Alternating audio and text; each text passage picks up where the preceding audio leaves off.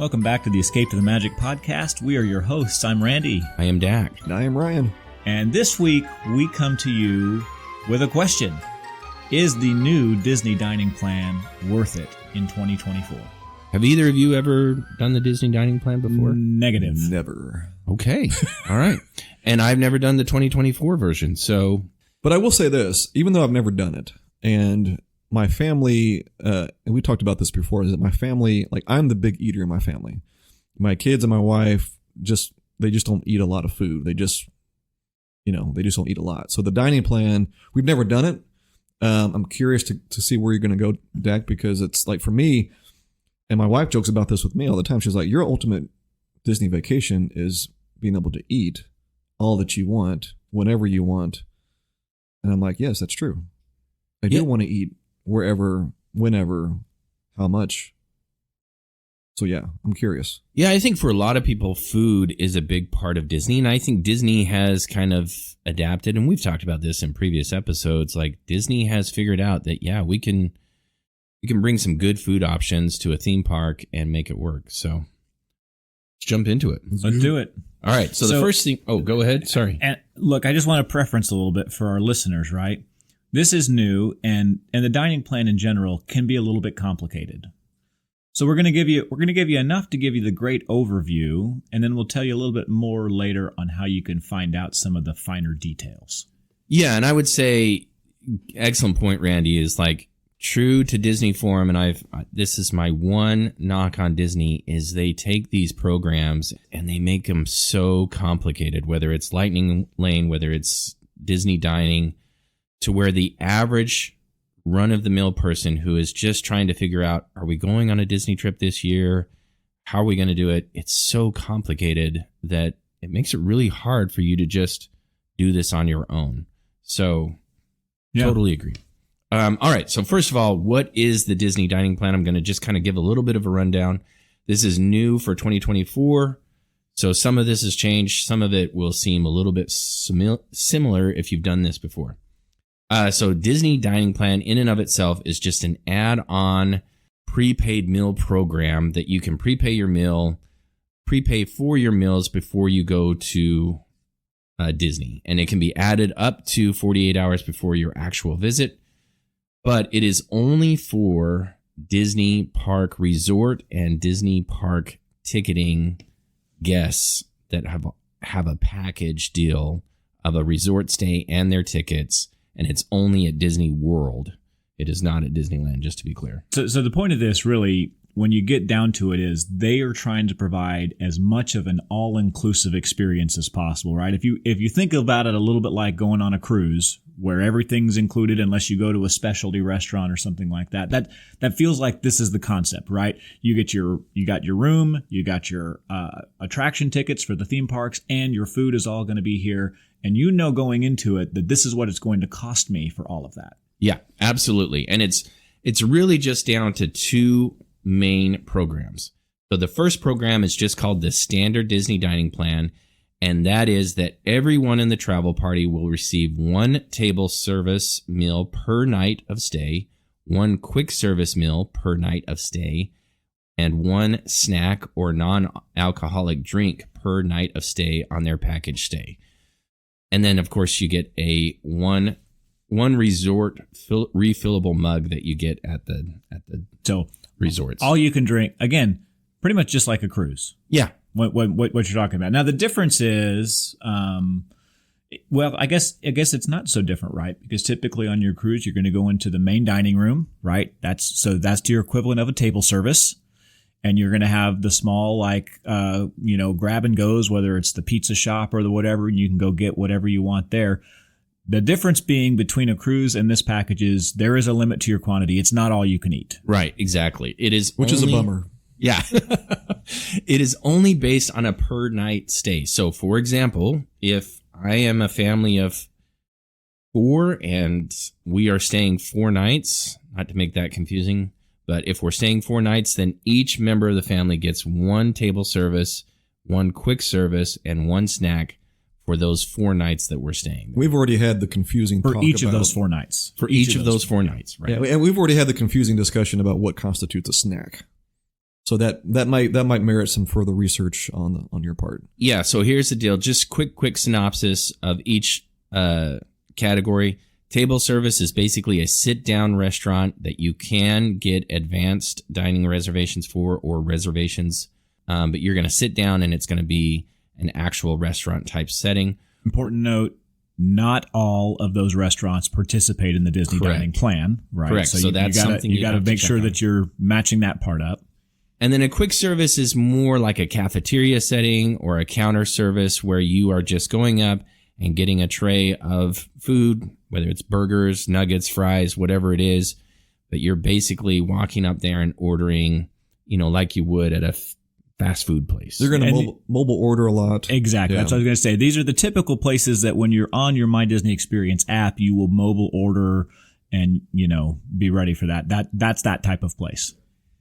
And then your snacks are where it gets really confusing because a snack can run you from anything from a bottle of water or bottled soda all the way up to an actual food item. Like when you're at, for example, when you're at the Epcot Food and Wine Festival, they have several different snack stations that are set up around the festival, and you get like an actual little, not plate of food, but like a little handheld thing of food. I was going to say, though, maybe more generic to that, like, does this count like a pretzel or a churro or something, right? Those are the types of stands, or a popcorn, right? Ice cream that bar. would be your snack stand. Yeah, that's right. So most of the time it's going to be like a Mickey ice cream bar, a popcorn bucket, not a bucket, excuse me, a popcorn, and a pretzel, churro, those types of things. Would the colossal cinnamon roll be considered a snack?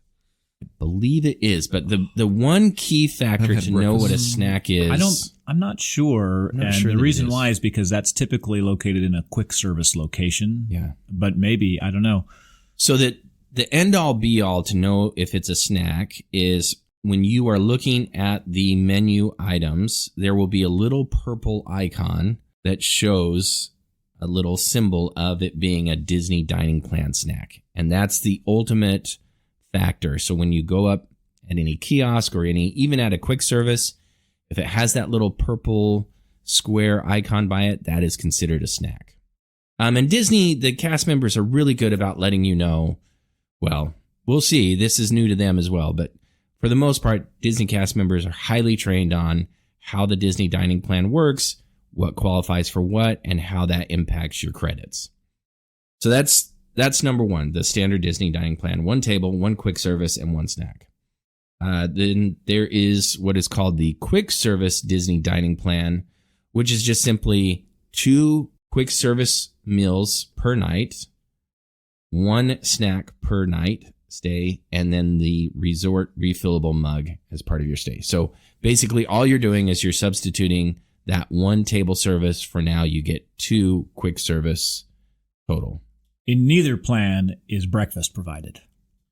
So you can use your quick service credit or even your table service credit for a breakfast. So for example, if I was going to Ohana's, which is a breakfast or dinner buffet and character meal, I could use my table service credit for breakfast at Ohana's or at Crystal Palace or wherever as a buffet character meal dining. And now, again, it's got to be careful. It's a good distinction, right? Because we describe it, and my brain was naturally going to, okay, I'm here in lunch and dinner. Where's the breakfast part? And the reality is, there's no time associated with when you can use these. You could technically use them all within a few minutes of each other. Yeah, that's right. So here's the thing is, and we can start to get into it now that we've explained what everything is. One of the most convenient factors of the Disney dining plan is that you can use these credits however you want. So if you get 2 quick service credits, if you're on the quick service plan and you get 2 quick service credits for that day, you're right.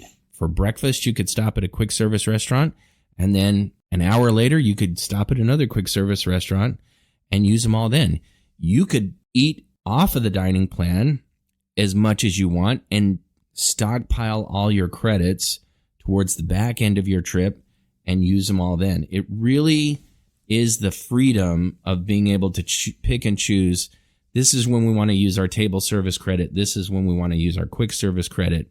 This is when I want to use my snack credit. Meaning that, if and I want to make sure that I'm understanding correctly, but meaning that if you wanted to and you were there on a 3-night stay, you could have 3 table services on your last day, right? Breakfast, Correct. lunch, and dinner, because although you get 1 per day, it's not a requirement to use them in that day and lose them. You don't lose any of it. You have this much available to you for your duration. And, Right. and vice versa, right? You could probably use them all up front Absolutely.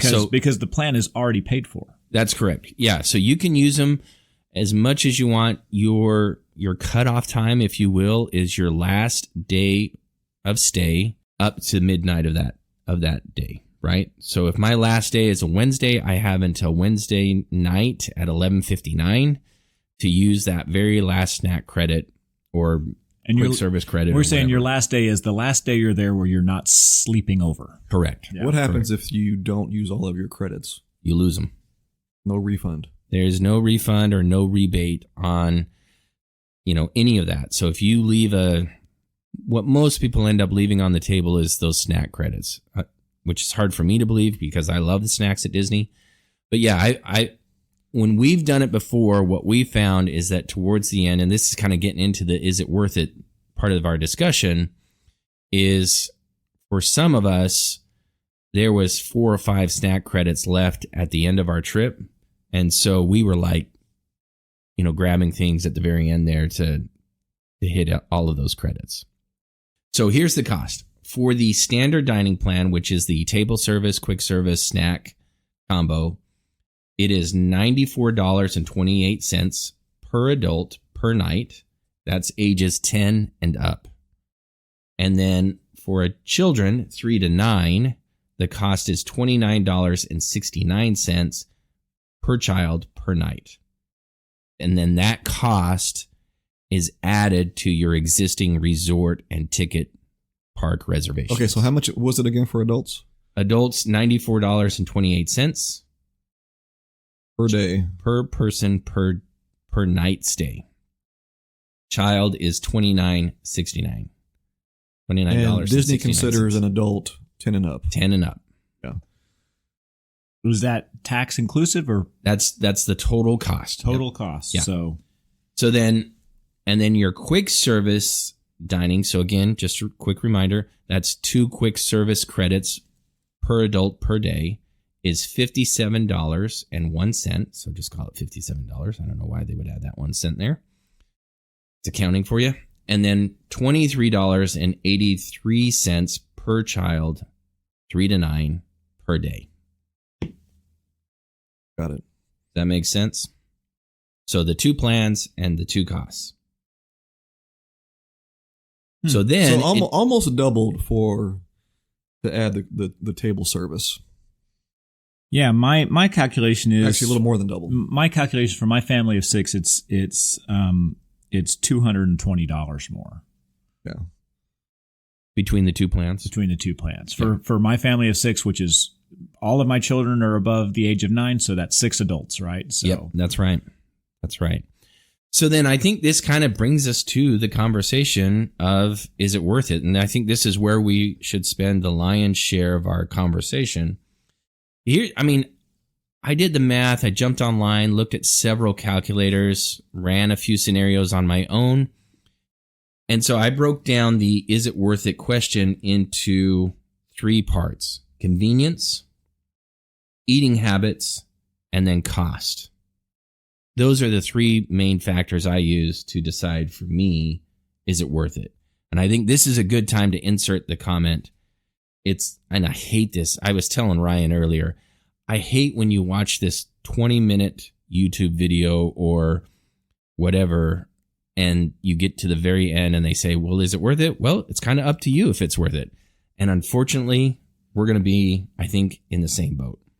Well, because you're talking about a lot of money here for food, especially since Disney allows you to bring in food to the parks. Yeah. You can pack a duffel bag of snacks and Subway sandwiches and drinks for $50, and that could feed your entire family an entire day at the park.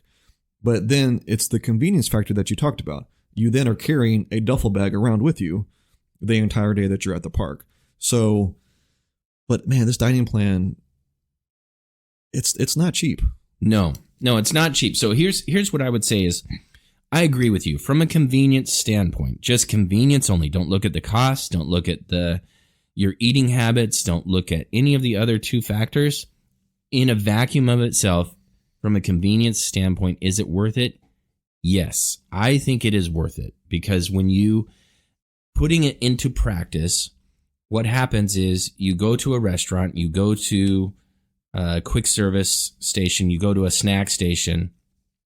Literally, you choose, as long as it's, again, it does have to be on the dining plan, but you get there, you order your food, you don't look at the prices, you don't worry about the cost or anything like that because it's already been prepaid.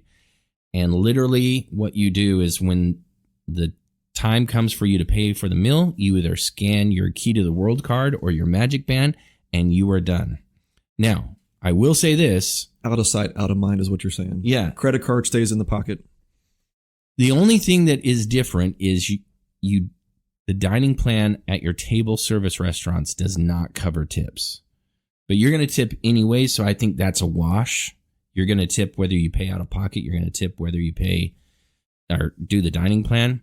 But for the most part, it is, if you are one of those people where kind of going back to your cruise scenario or your cruise comparison, where from a budgeting standpoint and from having a game plan in place standpoint and just knowing in your mind, okay, I've paid this and we're done.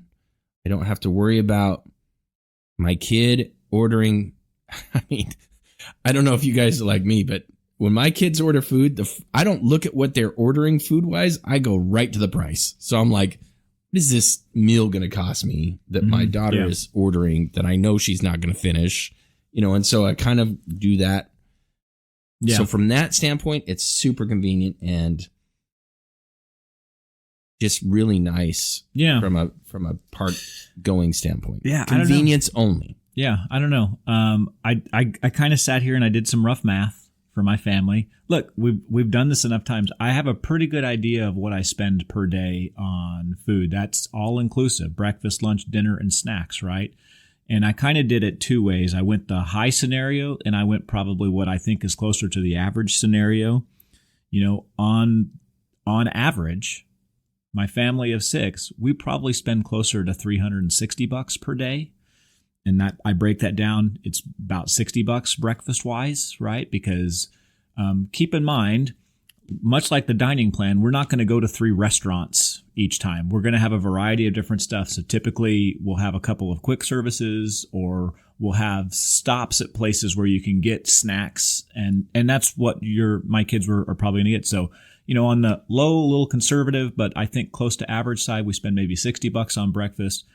We tend to have our sit-down meals, usually the lunch meals, and we'll tend to spend about $150 there. I mean, I'm just in my head, I'm like, okay, via Napoli, almost every time it's about $150, sometimes $175. Sci-Fi Diner, same sort of thing, right? It's pretty consistent. And then dinner, you kind of chop that down, and maybe there's a little bit more, but we'll spend about $100 there.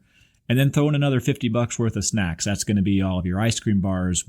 My kids eat a lot of popcorn. You're going to get a bunch of Sprites throughout the day, right? So I come up and I say, okay, on average, I think I'm spending $360. But if I was on the dining plan of the table service, quick service, and snack, that's $565 for my family of 6. So to me, I look at it as like, yeah, this is a no-brainer. I would not do that. But I want to preference that not all families look like mine. And this is where it comes down to the thing you're talking about, Dack, where it's a little annoying. People are like, well, it's really up to you. It's because it is up to you. You're going to know what your family's eating habits are. I have a family of snackers, okay? And in fact, my kids will tend to snack throughout the day. So that's just kind of what it looks like. Now, I went on the higher side. I said, okay, what if I was spending more? What if I spent $120 on breakfast, $150 on lunch, and $150 on dinner, and still another $50 on snacks, right?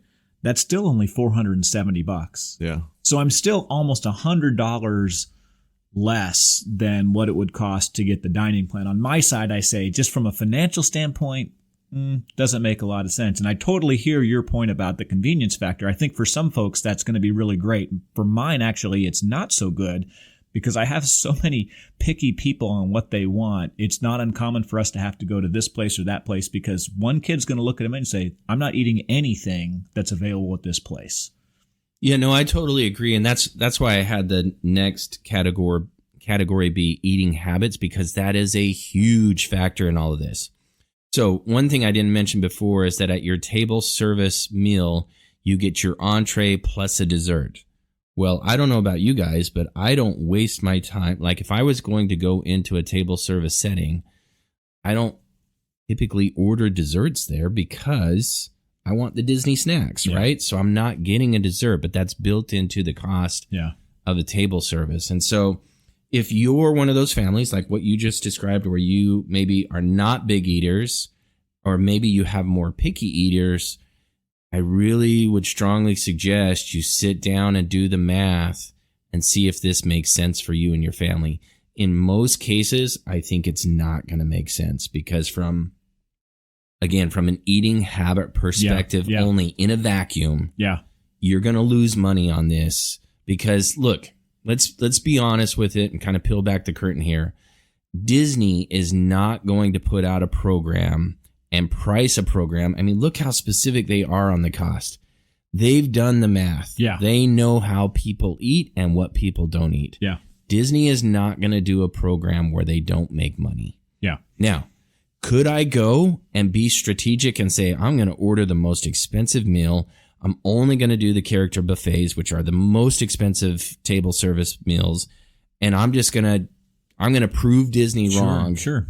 Yes. Yeah, it's possible. You're going to come out ahead. But I think the biggest thing about this, and whether it's worth it or not, is be true to yourself. What is your family's true eating habits? And, kind of sit down and do some numbers and figure out, how does my family eat, right? My family's like you. My daughter, mac and cheese every meal. Yeah. She can totally eat mac and cheese every meal. Well, and she's 11 years old. So turns 12 in a few days. She's an adult. She's an adult. Is she eating Your question is she eating $100 worth of food every day? Yeah. It's not happening, right? And I would say the same for my 10-year-old, and I'd say probably the same for my 14-year-old. No, he's not going to eat $100 worth of food a day. Now, he's going to have a lot of stops though. Yeah. He's going to get his stuff, he's going to get his snacks, and that's okay. But I don't know. I think if I really were to summarize and kind of boil it down in my mind, right? I think for people saying, well, what is the genuine advantage of the dining plan? I think convenience is great. I think the options, okay, that's super. But at the end of the day, if I really boil it down and I say, why should I pick the dining plan? The question you should be asking yourself is, how predictable do I need to be in my budget? Because by picking the dining plan, you can literally say, I know exactly what I'm going to spend on this trip before you get there. Yep. Because you can say, here's our souvenir budget, and this is what the whole rest of the package is costing us, and we're not going to spend any more, right? When you do what I do and you go a la carte, at the end of the day, it is always a surprise when we come back. Well, how much did we spend? Oh, we were above what we thought, or we were below. Yeah. It's one of the two, right? Yeah. Rarely actually do we come right on, because we tend to just be fast and loose sometimes on that. But predictability can be really, really important for some people. Many people I recognize will only ever go once. Yeah. And that could be because of the cost. It is not an inexpensive trip no matter what you do. Yeah, so let me throw a would you rather situation out there. So I'm with you, Randy. The table service plus quick service plus snack is just way too much for my family. There may be some value in the 2 quick services. So my family of 5 would be about $285 per day. I still don't think that we're even close to that. And we also don't like to eat all of our meals in the parks. We like to have bowls of cereal, oatmeal, things that are super simple. But let me throw this scenario out there. So if I'm on a budget and I'm planning my Disney vacation and I'm looking at the price of this new dining plan, and I'm looking at, okay, so the table service plus quick service plus snack for my family is about $485, $90 per person per day. And I'm like, wait a minute, for that price, do I choose that, or do I get Park Hopper plus Genie Plus on my ticket? And to me, that's a no-brainer. I'm doing the Park Hopper. I'm doing Genie Plus every day. And then I can do the meals how I want to do the meals like I normally do, which is we may do 1 or 2 table services during our 5-day trip. We don't have to do one every day. We may do a quick service every day. We definitely do snacks, but I'm going to put my money into exploring the parks more. I'm going to make sure I can park hop. I'm going to make sure that I'm going to use Genie Plus and get all those lightning lanes stacked up. For me, that's where the value is going to be, where I'm going to put my money, and not so much this dining plan option. Now, if I'm going there by myself, if we're doing a guy's trip and it's just us and we're on property, $100 a day, I could easily see myself blowing through that. But as a family of 5 with like you, Dack, I don't have really picky eaters in my family, but our eating habits are we just don't eat. We're not going to eat $500 worth of food every day. And I agree. I tell you what, my perspective probably changes if it's just me and my wife, if it's me on a guy's trip. Like, I can say that I probably will spend $100 a day on myself between what I'll spend at a table service and then a quick service and then a snack. Like, I could get there. It's possible. Now, will I do it every single day? I don't know about that. But all of a sudden, when you start looking at the other one, the 2 quick service option, right? You know, my calculation of that is for my family of 6 adults, even though one is 10, that's only $342. That comes in less than what I put on my conservative side otherwise. But it's not a table service, so you got to kind of balance that and keep it in mind. Yeah. There's ways that it could work. Yeah, that's what I was going to say. Is just not to argue the other side, but just provide another perspective. So for me, pro tip: if you have a house full of girls like I do, right, and when they were young and littles, princesses were all the thing, right? And so I had to make a business decision of, do I want to pay for a character meal like at Akershus or a Cinderella Castle and skip literally 3 hours worth of lines to see the princesses, or can I pay, $40, I think is what it ends up being for a child meal at a character dining environment, right? And you could throw in anything, Crystal Palace, Ohana's, all of these character meals that are out there. For me, it was a business decision. Would I rather sit at a table and have 6 or 7 characters come around to my table and meet my girls, or do I want to stand in a line at a park? And oh, by the way, I also get a buffet out of the deal typically. So for me, at that time in our lives with my daughters at that age, that expenditure made sense, right? Because I saw that as I'm making up time in the park somewhere else. So anyways, again, I think for this, it all just boils down to figure out what works for your family, be honest about what your family is, and then I'll just do a little self-promotion here. Get a travel agent. Yeah. Like, get a travel seriously. agent and talk to them. Get a good travel agent that you trust. Yeah, a good one who knows and understands the programs, what's going on. I think this can't be undersold, right? There's all sorts of travel agents out there, and many of them I think are wonderful people, but they may really not know a lick about how Disney's programs work. You need to talk to a Disney travel agent. You need to talk to a Dack, right? And, Castles, Kingdoms, and Churros, and go find them and set something up, because, we're hitting the base level of this, but you could go deep and you can do some actual calculations and say, okay, this makes sense. I understand, and get your questions answered, right? Because you're going to have questions. I just know it. Yeah, this is way deeper than what we've spent time here. And quite honestly, it's for your benefit as a listener, because it would bore you to tears for us to get through all the mathematics. We kind of made a decision as a podcast here as like, hey, look, we don't want to just spew numbers at you guys and it just get lost. So again, I 100% agree. Get a travel agent, especially if you're thinking about the Disney dining plan, and have them do the math for you so that it makes sense. And sit down with you. A good travel agent's going to sit down with you and go through it all with you and your family and their eating habits and everything we've talked about. All right, so to not be lame, what I propose is we each answer the question. The question for this show was, is the new Disney dining plan worth it in 2024, right? My vote is no. My vote, on my circumstances, okay? based on my scenario, I would say no as well. Dack? Man, I'm 50-50. I know that's a weak answer, but it just depends. If it's... You have to pick one for you. Is it worth it for you?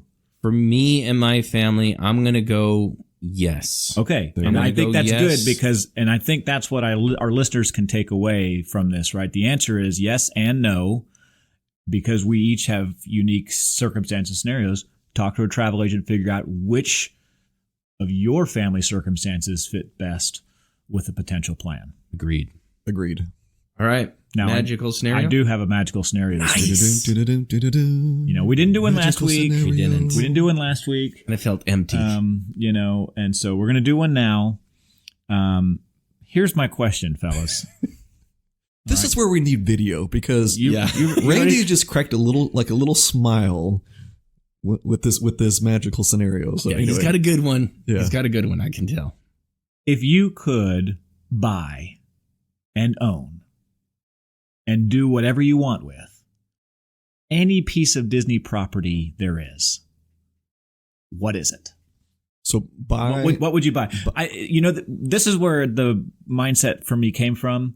If you remember in Christopher Nolan's The Dark Knight, Bruce Wayne shows up after his long exile, and he shows up with these two Russian ballerinas at this dinner, and they start swimming in the pool in the restaurant, and the waiter comes up and, "Sir, we don't do that here." And Bruce Wayne pulls out his checkbook and says, "It's okay, I just bought the place," right? That's what came to my mind. It's like, if I could just buy whatever I wanted and have whatever piece of property, like, what would it be?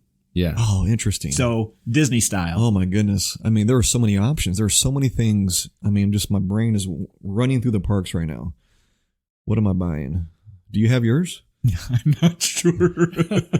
Okay, I'll go first because, man, as soon as you said it, I'm going to try and redeem myself here from my sleep number magical scenario last episode that we did one. So for me, my personal, again, I love Disney history. I love learning about all things Disney. My favorite cartoons are the older 1950s and 60s, Mickey, Donald shorts. So for me, I would own the Disney archives in their entirety.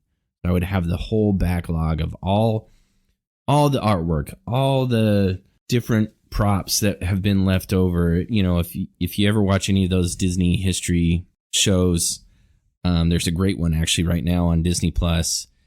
I would just love to have unlimited access to all of the Disney archives, and I would not share. They would not be public. Yeah, I would keep them in a wing of my mansion. You're going full Howard Hughes, huh? People full Howard Hughes. Yeah, I would. I guess that's not a good, full Beast Castle, right? Don't go into, what is it? The East Wing? West Wing. The West Wing. Yeah. I always get it confused Yeah. because I'm not a girl. The princess dad's over here. No, it's the West Wing. Yeah. No, so that would be it for me, is just to have access to all that history and all the data that Disney has. Yeah. Like I'd love to know, what's the average Magic Kingdom budget on any given day? How much money is Sleepy Hollow making on a daily basis? Yeah, exactly. How much do they spend on each fireworks show? Yes, I want all that. Yeah. I want all that. That's interesting to know the data. And I want knowledge is power. Yeah, I want those old movies and videos, and I want Old Yeller's color and everything. Like, I want it all. Poor dog. Yeah. Okay, so it would be very easy for me to sit here and say, you know what, just give me Hollywood Tower of Terror in my backyard. Yeah. I want the full experience, cast members, everything. I also want to walk down Main Street and just take Main Street and put that in my backyard. Yeah. But I'm very hungry right now. Yeah. So my thought is, you know what? Give me Cape May Cafe. Oh, wow. Interesting. Give me the restaurant. Just give me Cape May Cafe. I should have known that with Ryan this would go towards food. I should have just known it. I don't eat breakfast early. So, but about this time, my hunger just takes over. So give me the restaurant. Give me Cape May Cafe. The experience. I want the sight lines looking out over to the beach club. I want the buffet. I want the fresh food every morning. Okay. That may seem lame, and probably another day I probably would pick just Tower of Terror in my backyard. Yeah. Yeah. But I think as of right now, Give me Cape May Cafe. Well, I tell you, my first inclination was to say, well, I'll take the entirety of Epcot, including the World Showcase, because I had it. But I was like, all right, that feels like a cop out. Feels like a cop out. Honestly, you know what? If I could have just any one piece of property and it's mine, right? I'm going to take Cinderella Castle. Oh, yeah. I mean, you know, you could live there technically. There's lodging, and then of course you've got pretty easy dining options really close by. I mean, all of your needs, all of your needs could be taken care of. You could live in a real life castle, and you could be in the happiest place on earth. I really think when I came down to it, I was like, yeah, I think I want Cinderella Castle. So that's a great. And I'm not moving it. Like, it's mine right there, and I will decide. I will decide when the drawbridge is raised and lowered.